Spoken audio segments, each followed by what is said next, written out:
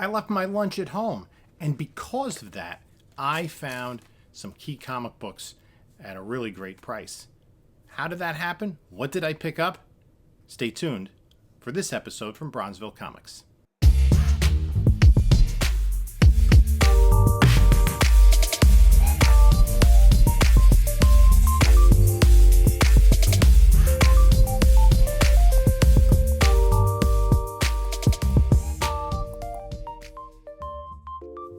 Hey there, comic book community. This is Jim from Bronzeville Comics coming to you with another video. And before we get started, please do all that great YouTube stuff. Like, comment, subscribe. We have passed 3,500 subscribers, and I'll soon be announcing what the 3,500 subscriber giveaway will be. We'll be drawing that at the beginning of February. In addition, follow us on the other socials. Instagram, Bronzeville_comics, Whatnot, Bronzeville_comics. We do sales every Monday night at 10 p.m. Eastern Time.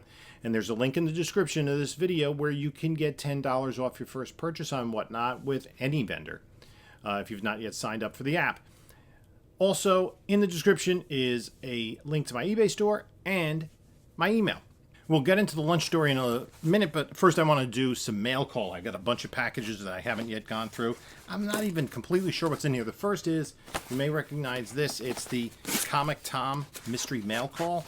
I did have good success on that a few months ago where I got a virgin foil variant that was worth a couple $100. I'm not sure how much longer I'm going to continue with the Mystery Mail Call because I'm not really... You know, the older issues I get are issues that I don't usually need. Oftentimes I already have them. Like if there's a book from the 80s or something, I probably have it. Although I will say the back issues are always in high grade that he includes. And then there's a couple of other variants. So I'll just put the box to the side, the brown bag, and we'll see what's in here. There are a few things in here. And we have, right there, there's always this, it's a graphic novel. What do they call this? It's a comic tag for a graphic novel. This is from Scout Comics. You can open this up and redeem it and read a digital copy. And then there's usually an art print, which here we have Ben Reilly. And then we get to see what is in this month's mail call. So, QR code right there. And it lets us see which books we have and which the variants are. So, the first one is Thanos Death Notes #1. Variant, not a... any of the exclusive covers for that one. There's a, let's see what else we got here. This is the kids book, and the kids books are usually have kind of this Dr. Seuss themed variant cover. These are from Scoot Comics, which is an offshoot of Scout Comics. We have Berserker #1. This looks to be the standard cover. Yep, the trade dress. We have here Damn Them All, Virgin. Actually, the Scout comic is, there was a color and a black and white. So that, I'll have to check to see if that does have any value to it. The Scarlet Spider print, there's a Teenage Mutant Ninja Turtles print. Whatnot Publishing, sketched and signed, double signed. So I'm not really sure what that is. I have to look into that. And then the back issue, this is a variant cover of Star Wars 25. So let's see if any of these have value. So I think the one thing that may have some value is this was limited to, I think it was 600. So there were 600 copies. It's signed and remarked. I'll have to look into that a little further. I'm not sure I'd necessarily keep that. It's kind of interesting. The kids book, this is the lower print run of the two. The color cover higher And maybe I'll keep this because I had a cousin on my mother's side who did a family tree. And one of the things he said about doing the family tree, he found an inordinate number of Mortimers, going back like in the 1800s. So I'm going to open a couple other packages. We can kind of fast forward through that till we get to the book.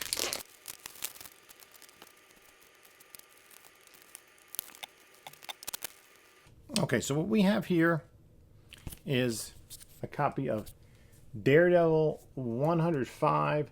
It's the first appearance of the character as Moondragon, and it has her origin. She had appeared previously in Iron Man 54 as Madame McEvil. This is also the first cover appearance.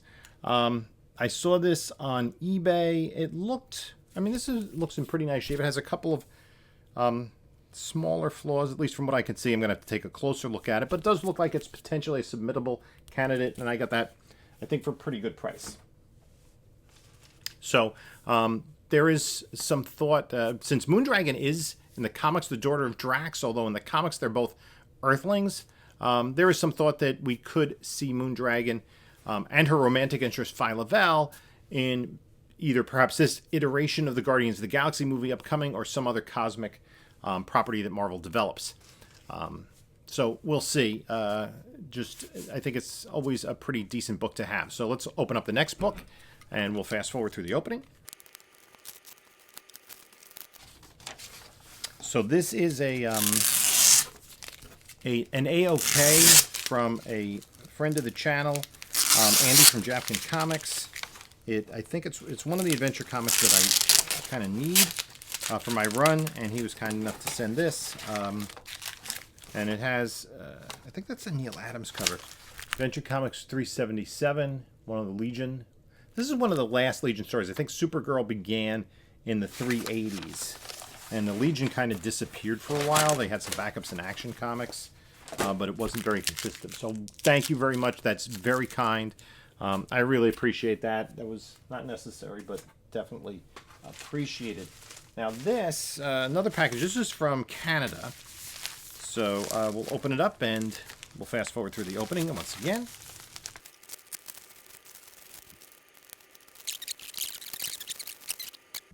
Oh, this might be an AOK as well. Oh, that's cool. I'm not sure who sent this because I blocked out the name. There's no note inside. Tyler. Well, if this is a friend of the channel, it's Justice Society of America 1 through 8. Thank you very much. That's appreciated. Love the Justice Society, as anybody who's watched the channel knows. I think I don't remember this run, and I know there's one I'm missing somewhere. It's interesting that did it take place during the 40s? Because it does include Black Canary, who was not really a member of the Justice Society after Justice League 77. And then one final package we'll open up. This makes me very nervous. The book was only had cardboard on one side, not the other. And it's kind of stained. It's a book that I had shown in a speculation video recently. And I just picked it up on eBay. It does have some staining to it up at the top there. But this is Adventure Comics 428. It's the first appearance of Black Orchid. This is one of the characters I said. She's a member of the Justice League Dark at some point in the comics. And she did have a couple of runs, a miniseries, later an ongoing series. This is a mid-grader. It could clean up nicer, but I think it's got enough stuff going on with this. We'll see how it cleans up, but it's not a bad copy. Solid mid-grader. I think it's a good deal for what I paid for it. So that is a nice book to have. I have to see what the copy in my personal collection looks like, because it's a copy that I've had since I was a kid. I don't know if I picked it up off the stands as a kid or if I got it at a show in like the late 70s, early 80s. I'm not sure. If I got it at a show, there's a chance it's in pretty decent shape, because I haven't really taken a close look at books that I picked up at shows from my childhood, from my teenage years. except for my Defenders run. I looked at that and I was like pleasantly surprised by how many of them were really high grade, because I had received a couple of collections that had Defenders books in them. And I guess when I was picking up these books, they were only a few years old. So I read them once, put them in a bag, put them in a box, and they've been sitting there for 40 years or so. So anyway, so let's get to the story today. So I'm a teacher. I'm a high school teacher, and this is midterm week. So I had to proctor an exam in the morning. Nothing scheduled for the afternoon, so I had my lunch. And usually I bring my lunch to school because I am not going to eat the school cafeteria food. But I had forgotten to defrost my cold cuts, and I didn't really have anything in the house that I wanted to bring, and I knew that I had the free time, so I said, I'll just run out and get something to eat. So I had some time in the afternoon getting some grading and other stuff done. I said, okay, let me head out to lunch. But there is a place, and I haven't been there for the better part of a year probably. It's an antique store / thrift store about 10 minutes away from where I work. So I drove over there and I went in, and they have a small section of comic books. They probably had, I would say, maybe 8 short boxes, and then they had some other books in upright storage holders, almost like the kind of cardboard storage holder you would see if you went to an office supply store, where they have the binders shipped and displayed. And so it's like a cardboard, like triangular box.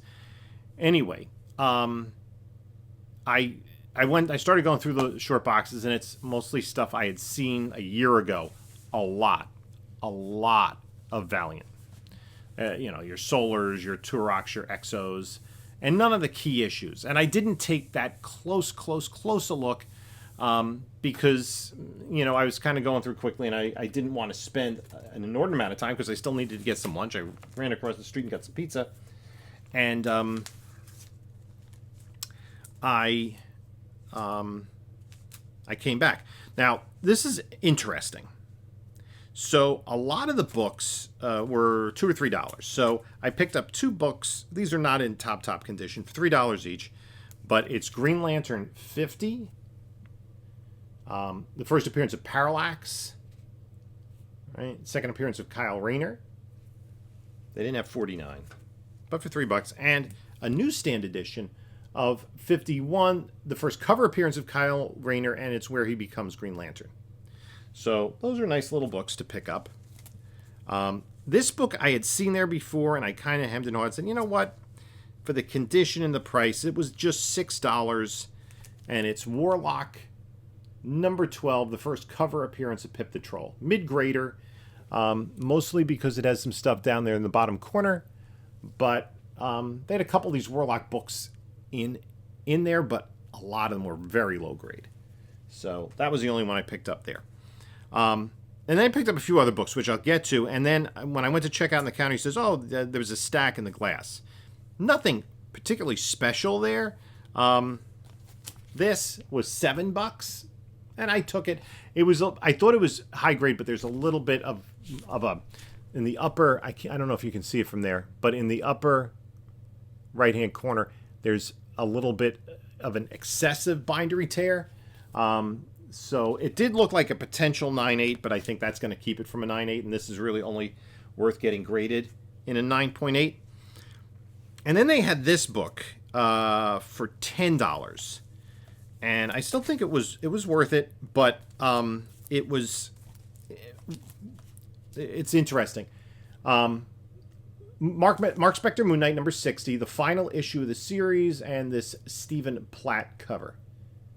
That was $10, and there was another one, I forget which issue it was, that was $18, and I didn't think that was worth grabbing because I didn't want to really explore condition. But then in the stacks back there in the $2 books, they had some more Mark Spector, so I picked up this one, Mark Spector Moon Knight number 8, newsstand, this Punisher crossover. It's a pretty high grade, but the real keys were